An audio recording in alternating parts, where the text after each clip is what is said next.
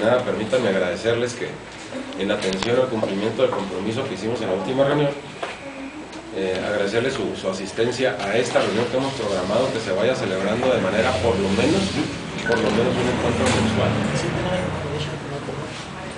Agradecerles que en esta época de Navidad y en esta época de fin de año, pues todavía tengan tiempo para regalarnos unos minutos que nos permite informarle a la gente lo que estamos haciendo. Yo les agradezco a todos los medios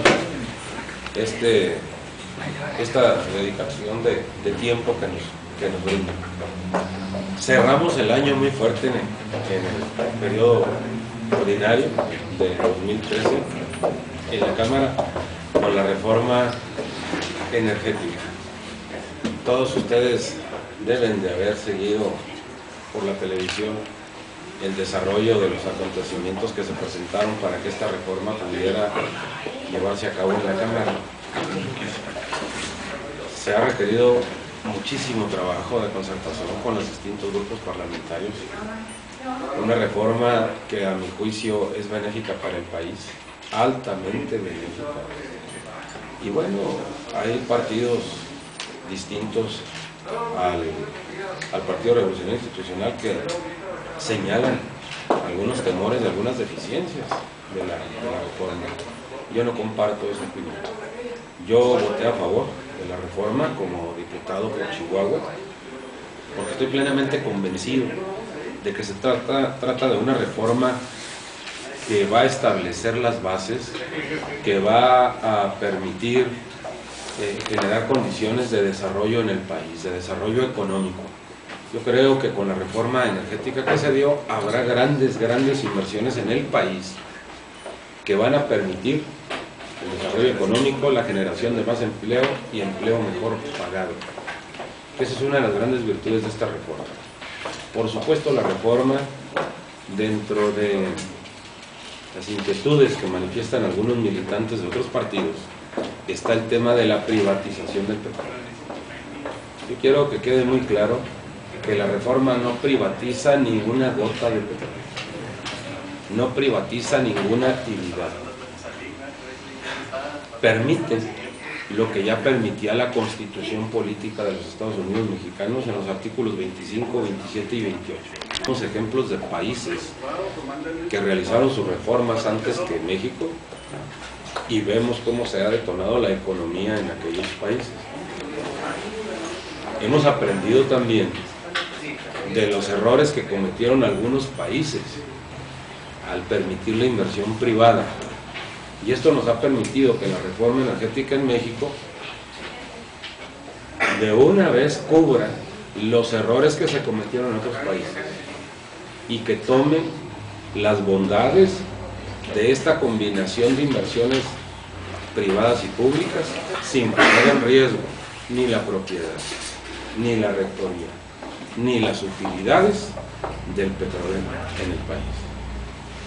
Esto lo podemos comentar y dialogar con toda la sociedad, porque tampoco se valen las campañas que se han abierto en contra no solo de la reforma energética, de la reforma laboral, de la reforma educativa, de la reforma hacendaria, de la reforma fiscal, de la de transparencia, de la de contabilidad, de la reforma política y ahora de la reforma energética. Ha sido una constante de algunos partidos el oponerse a las reformas que ha mandado el presidente Peña Nieto como un proceso que va más allá de la simple alternancia en el poder.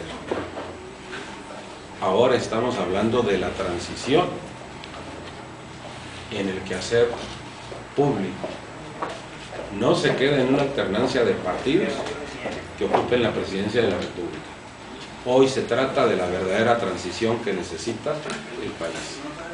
Por ello, en México, respecto a la reforma energética, tiene fácilmente más de 10 años, donde han participado todas las entidades de la sociedad, partidos políticos, funcionarios, investigadores, empresarios, industriales, técnicos, la gente en general. Más de 10 años tiene la discusión.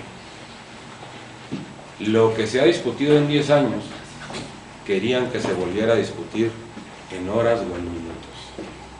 A eso le llaman que no hubo discusión. Y eso es totalmente falso. Pregúntenle a cualquier mexicano si ha opinado o no ha opinado respecto a la necesidad o no de la reforma energética en los últimos 10 años. Ha habido una discusión muy amplia, pero independientemente de esto, se dieron foros, se dieron reuniones de trabajo, y hay que explicarle a la gente por qué el día de su discusión, de su análisis y de su votación, por qué en la Cámara de Diputados no pasó a comisiones la reforma, que es de las cosas que nos acusan a los diputados. Esta es una iniciativa de reforma que el presidente Enrique Peña Nieto envió al Congreso de la Unión y llegó directamente a la Cámara de Senadores.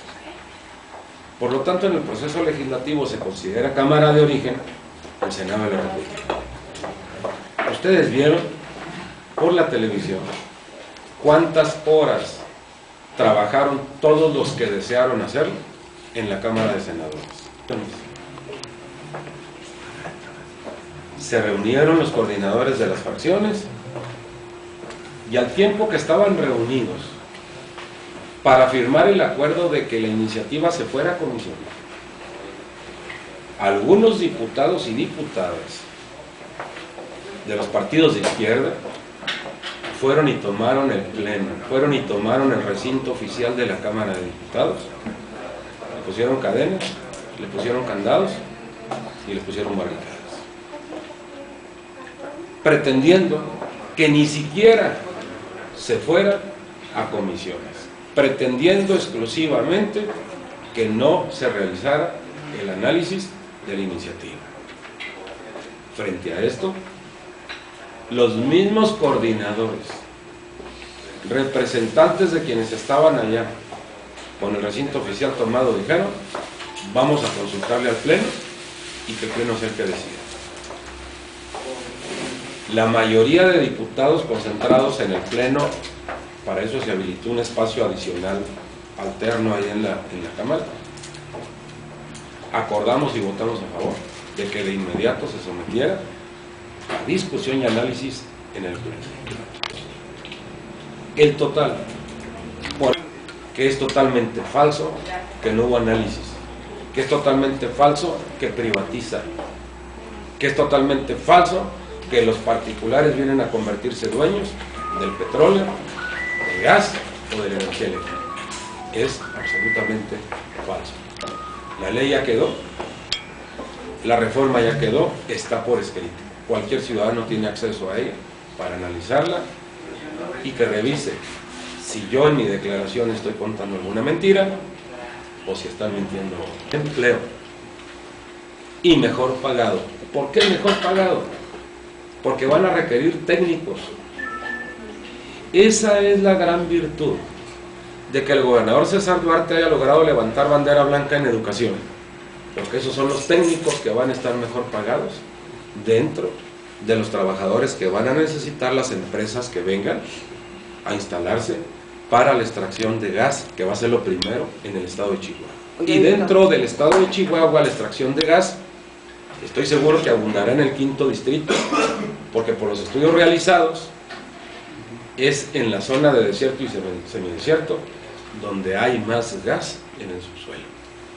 Y esa es la zona de interés de quienes vengan a invertir en México junto con el gobierno de la República. Para el tema de los combustibles necesitamos, para que se vea resultados en el precio del combustible, para que se vea resultados en el precio de la energía eléctrica, necesitamos que se instalen los privados, que inviertan junto con el gobierno para la industria, para la transformación, para dejar de pagar el flete del petróleo crudo de aquí a Estados Unidos, dejar de pagar la maquila en Estados Unidos que transforma el petróleo en gasolina o en diésel, dejar de pagar el flete de regreso. Tiene que suceder todo esto para que se vea reflejado en el precio de los combustibles. Tiene que ver la inversión para la energía eléctrica. Hoy, producir energía eléctrica requiere combustibles como el carbón, el combustóleo y el diésel.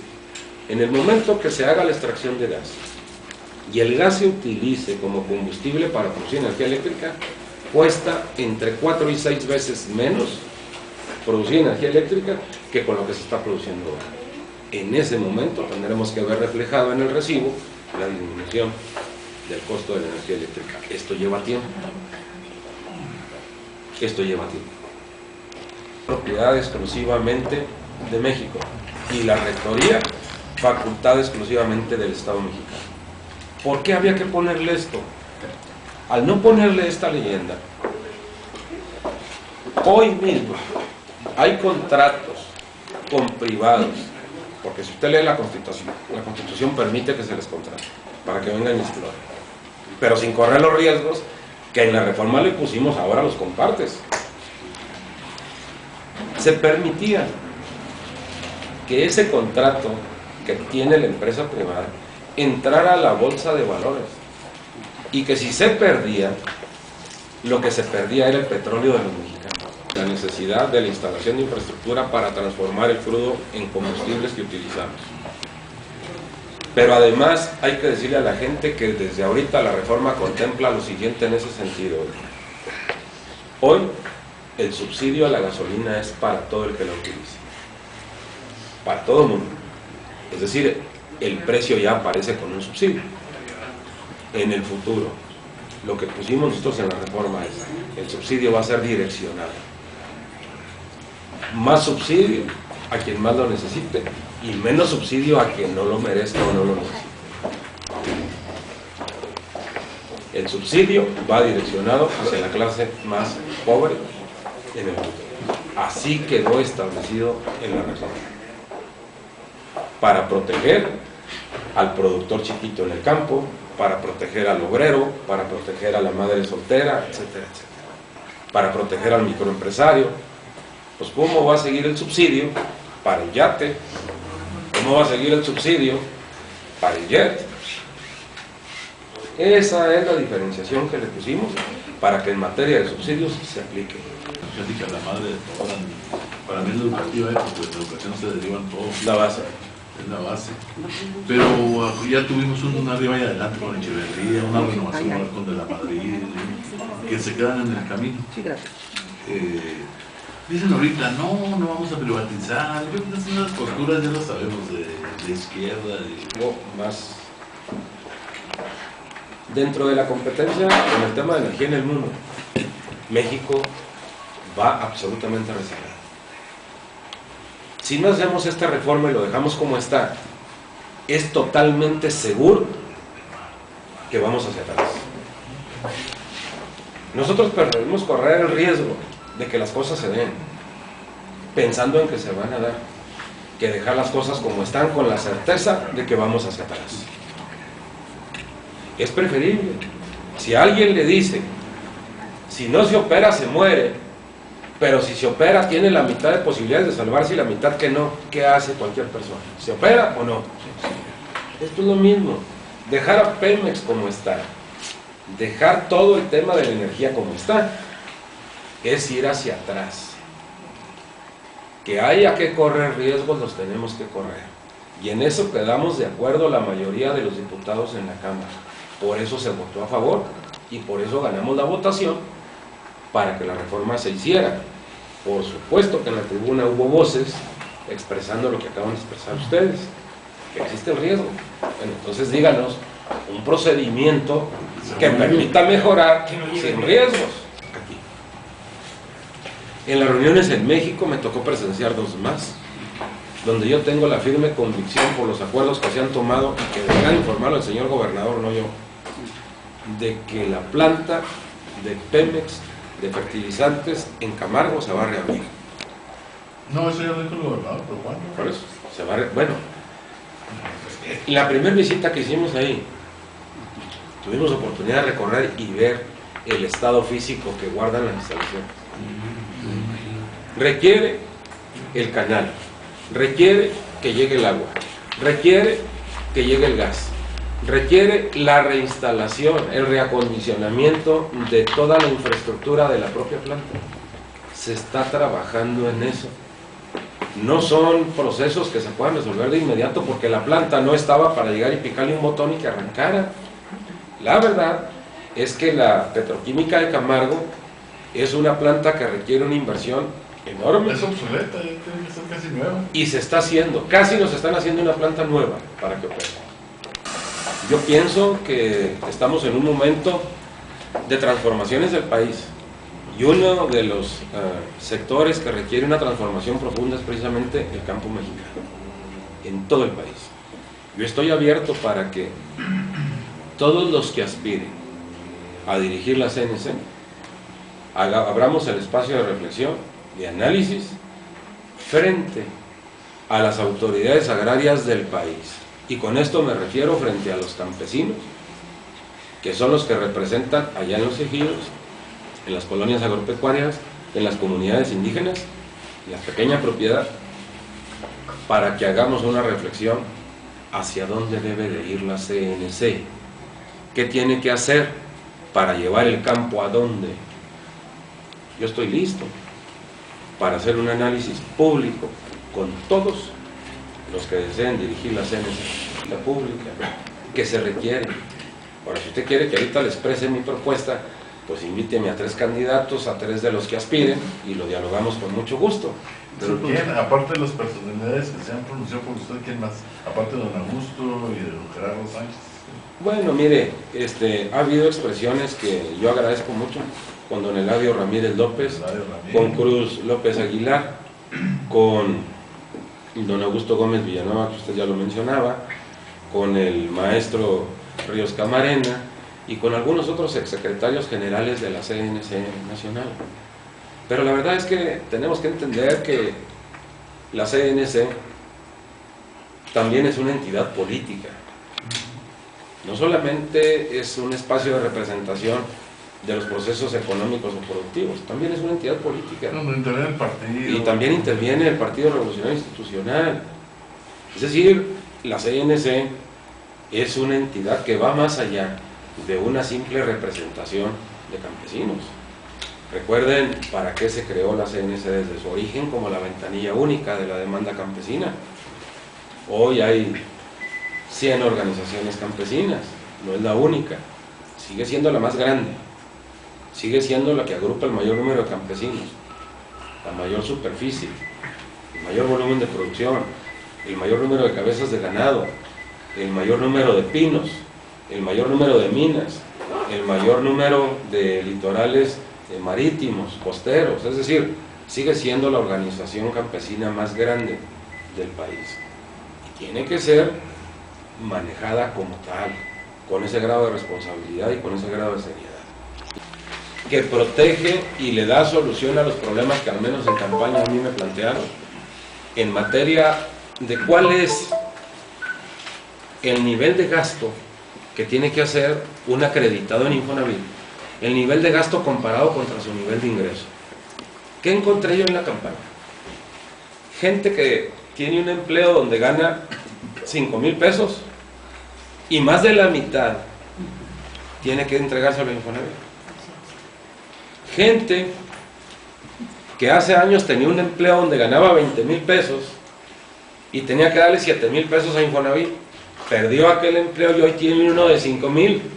Le tiene que dar los 5,000 a Infonavit y le quedan pendientes 2,000 en cada pago y a generar interés. De tal suerte que entrega todo su salario, queda debiendo y nunca va a terminar de pagar. Esto yo lo planteé en la Cámara con quienes debería de hacerlo ahí. Se creó una nueva ley, ya existe. Que los líderes la usen. El diputado crea la ley, que la apliquen los líderes de los sindicatos de trabajadores, que son los acreditados en el Infonavit, que pidan esa aplicación. Esa ya no es función del diputado, pero aún y cuando no es función del diputado, en esta oficina donde están ustedes hoy, en la de Meoqui, en la de Camargo, en la de Chihuahua, recibimos los casos que nos llegan de esta naturaleza y les estamos dando solución uno a uno. Por eso no se ha generado el grupo de demandantes a acostarse en la calle, a bloquear carreteras. Cada caso que se ha presentado de esta naturaleza, del Infonavit en mis oficinas, hemos estado atendiéndolo y resolviéndolo porque le pedimos al líder nacional en CTM que nos ayudara en los juzgados como sindicato para que cada tema que lleváramos le fuéramos dando solución. Por eso no ha crecido el problema, y hay que decirlo con claridad. Pero no tendría por qué estar viniendo la gente de manera aislada a las oficinas de los diputados. Es suficiente con que se aplique la ley y se empieza a resolver en masa o en grupos esa problemática. Para eso hicimos la ley. ¿Pero cuál es el espíritu de la reforma legal? El espíritu de la reforma es: usted contrata un nuevo crédito, no le pueden poner las condiciones de un crédito impagable en toda su vida laboral y que cuando ya sea usted haya terminado de trabajar, siga debiendo la casa. Ese es el espíritu de la ley, que de verdad sea un sistema de crédito para la vivienda que le permita tener una vivienda digna sin dejar de comer, y que le permita tener una vivienda digna como trabajador sin ser un hombre endeudado para toda su vida, y aparte que le va a heredar no la casa, la deuda a sus hijos. Ese es el espíritu de la ley, pues que eso se acabe. ¿Cuántos se han estado atendiendo por parte suya y de su equipo? Miren, no tengo los números. ¿Cómo se está trabajando? No tengo los números de ahorita un registro en este momento para que yo se lo presente, pero sí le digo, está aquí el licenciado Flores, a la orden.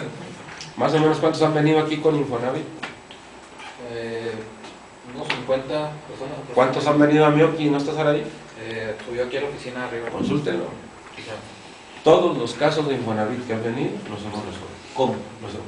Yendo a Infonavit, junto, asesorados y acompañados por el propio sindicato de trabajadores en CTM, para que eso cambie. Y bájale a esto, y bájale a lo otro, y incluso ha habido casos donde hemos rescatado ya de aquellos que tienen derecho a recuperar su dinero porque nunca lo utilizaron para adquirir una vivienda.